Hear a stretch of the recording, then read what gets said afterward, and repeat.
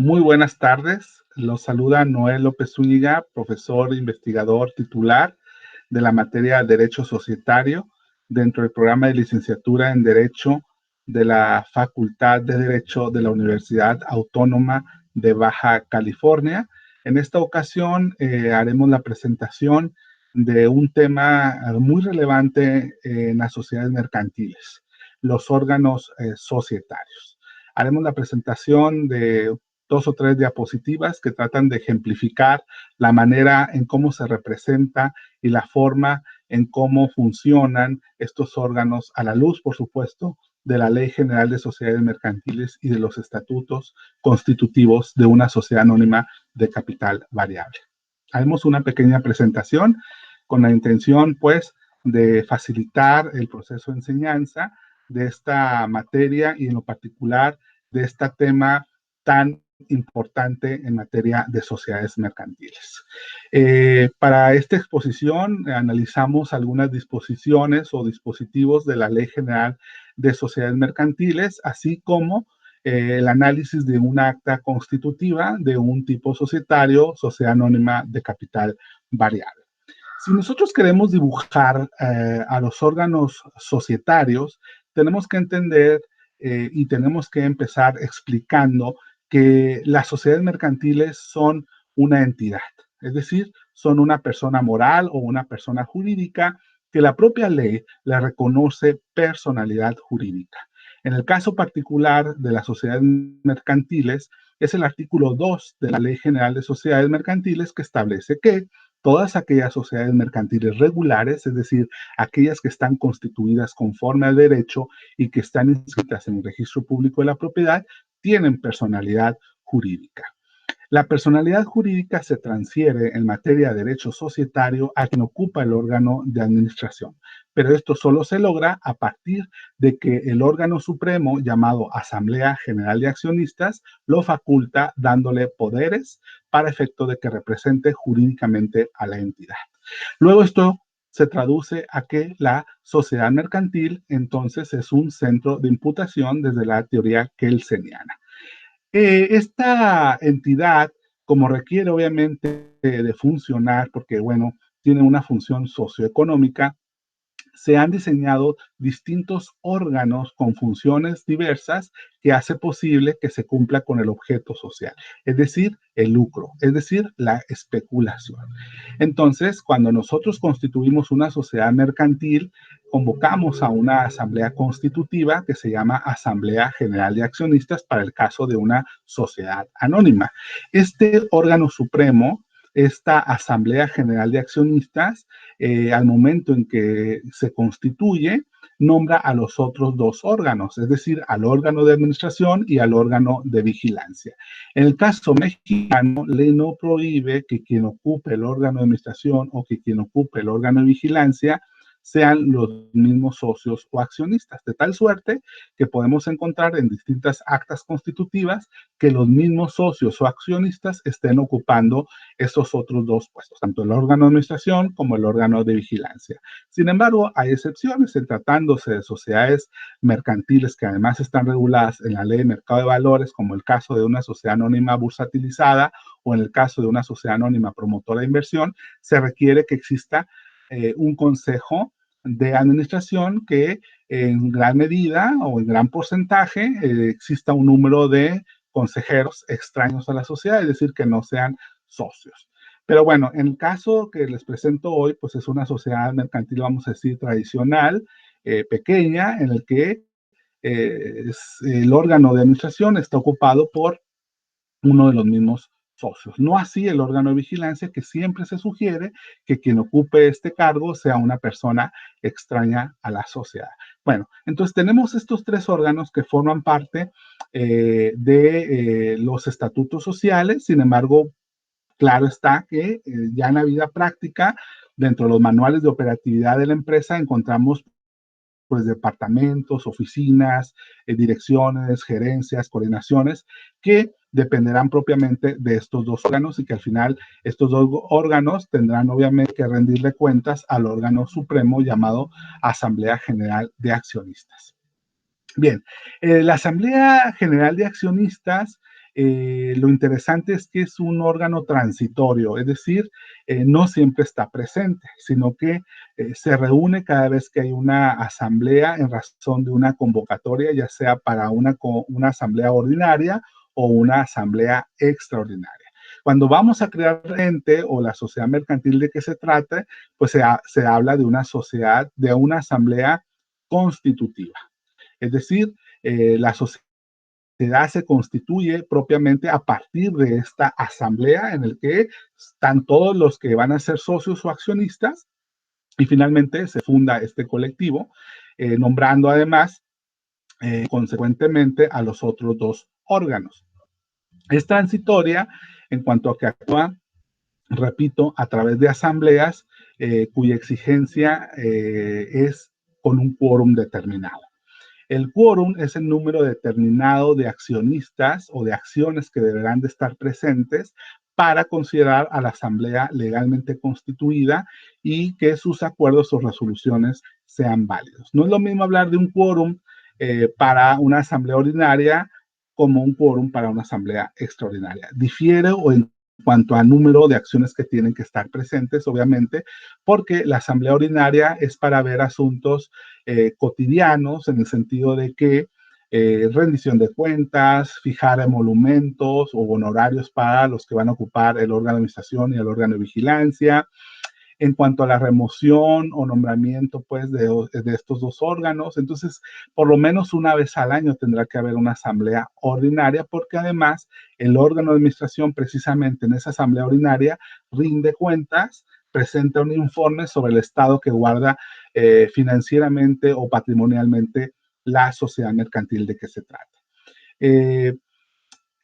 La asamblea es la que decide respecto a modificar alguna cláusula de los estatutos sociales, por lo tanto, esta asamblea extraordinaria se fija para transformar, escindir o fusionar a una sociedad mercantil.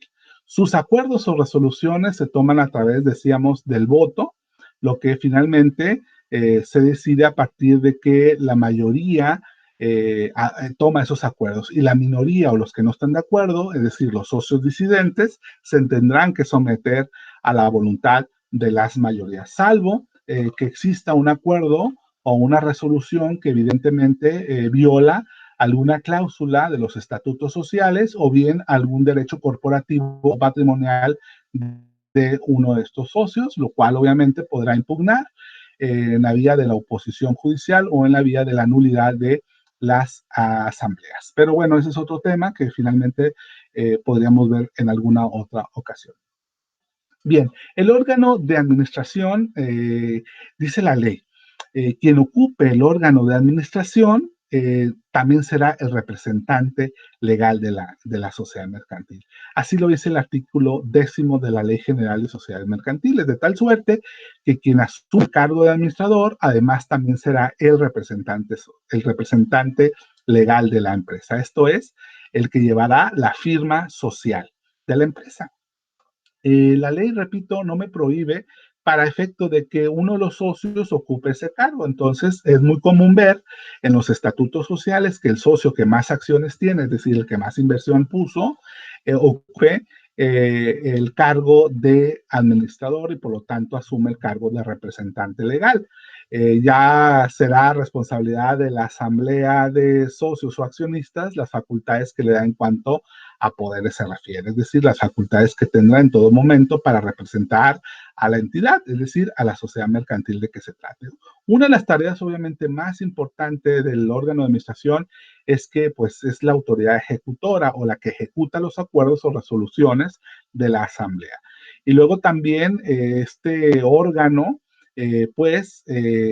administra todo el patrimonio de la sociedad mercantil en razón obviamente de que va a hacer lo que estatutariamente se requiere para materializar, para llevar a cabo el objeto social. El objeto social, pues, son todas esas actividades económicas o actividades preponderantemente económicas que te conlleva especular en un mercado, ¿no? Dependiendo, por supuesto, al giro al que se dedique la empresa, pues será obviamente todo lo que tendrá que administrar y llevar a cabo o ejecutar el órgano de administración. También es importante señalar que todo lo que sea necesario para la de ese objeto social lo tendrá que hacer el órgano de administración. Bien, otra función importante de la vida corporativa de la sociedad mercantil es que el órgano de administración convoca y preside las asambleas. Diseña el orden del día para presentárselo a los demás socios o accionistas cuando va a haber una asamblea, ya sea ordinaria o extraordinaria. Si nosotros dibujamos la manera en cómo está representado estos órganos dentro de una sociedad con la que se ha estado trabajando, que por ejemplo es Medilos, Sociedad Anónima de Capital Variable, encontramos que la Asamblea General de Accionistas pues son 6 socios y cada uno de esos socios representa un porcentaje del capital social, porque al momento en que se constituyeron, pues decidieron pues adquirir un número determinado de acciones. En este caso, bueno, pues el que más tiene es José Amado Zúñiga, tiene un porcentaje del 30 y eso pues, lo ha llevado a que los demás decidan que él sea el que ocupe el cargo de administrador. Como es una empresa pequeña, vamos a decirlo de esa forma, o relativamente pequeña, se nombra simplemente a él como administrador único, es decir, no se instala un consejo de administración, posiblemente porque no tendrán los recursos para pagar los honorarios o los emolumentos que se requieren o que se requiere para mantener todo un consejo de administración. Por otra parte, estamos un comisario, que también es unipersonal, que recae en una persona extraña a la sociedad. Se llama Diana Camacho González, es un nombre ficticio, por supuesto, y bueno, pues ella es una persona ajena a la sociedad en el sentido de que no es socia y por lo mismo, ¿verdad? No hay conflicto de interés. El comisario tendrá una función que ahorita vamos a ver muy en lo particular. Bueno, por debajo del órgano de administración, bueno, se encuentran muchos otros departamentos o gerencias que obviamente hará que funcione el órgano de administración. Y luego el órgano de administración finalmente tendrá que rendir un informe previo dictamen del órgano de vigilancia a la Asamblea General de Accionistas para efecto de que una vez cerrado el ejercicio social, lo aprueben o lo reprueben, según sea el caso, ¿verdad? Si presento superávit o presento déficit, entonces va a ser la decisión de la Asamblea General de Accionistas si lo dejo ahí o lo revoco, etcétera, ¿no? O nombro a otra persona en su lugar, etcétera, dependiendo obviamente de los resultados que le presente. Un organigrama de administración posiblemente muy tradicional o sencillo en cuanto a esta estructura organizacional, pues está la administración o las gerencias con gerencias, está el de contabilidad, el de compras, el de producción, prestación de servicios, el de ventas, etcétera, mercadotecnia. Todo eso obviamente forma parte del órgano de administración. Como les decía, todos estos departamentos posiblemente no los encuentres en cuanto a su diseño y en cuanto a sus funciones dentro del acta constitutiva, sino que lo vas a encontrar dentro de los manuales de operatividad de la sociedad de que se trata, es decir, de la empresa.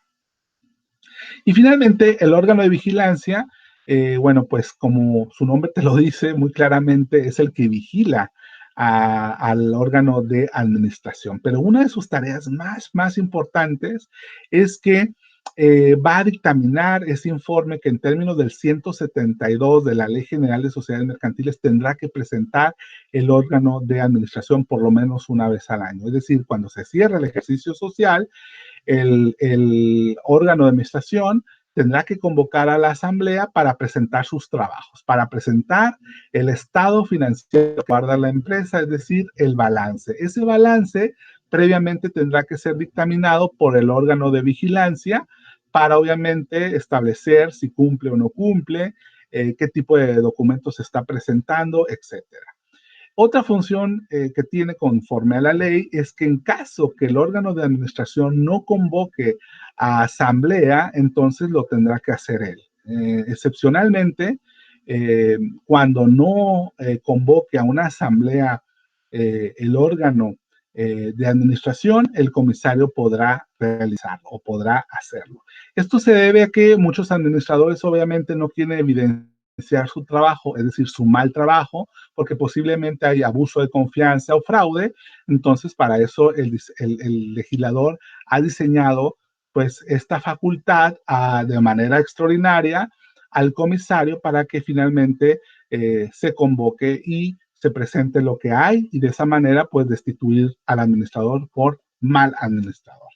Bueno, hasta aquí presento estas diapositivas de una manera muy breve, de una manera muy corta en razón al tiempo, en razón a que nos dieron un tiempo muy corto. Por lo mismo, bueno, dejamos hasta aquí esta pequeña presentación. Cualquier duda o cualquier situación que tengan en razón de los órganos societarios, estamos a su disposición en la Facultad de Derecho de la Universidad Autónoma de Baja California. Gracias por su atención y nos vemos la próxima ocasión. Hasta luego.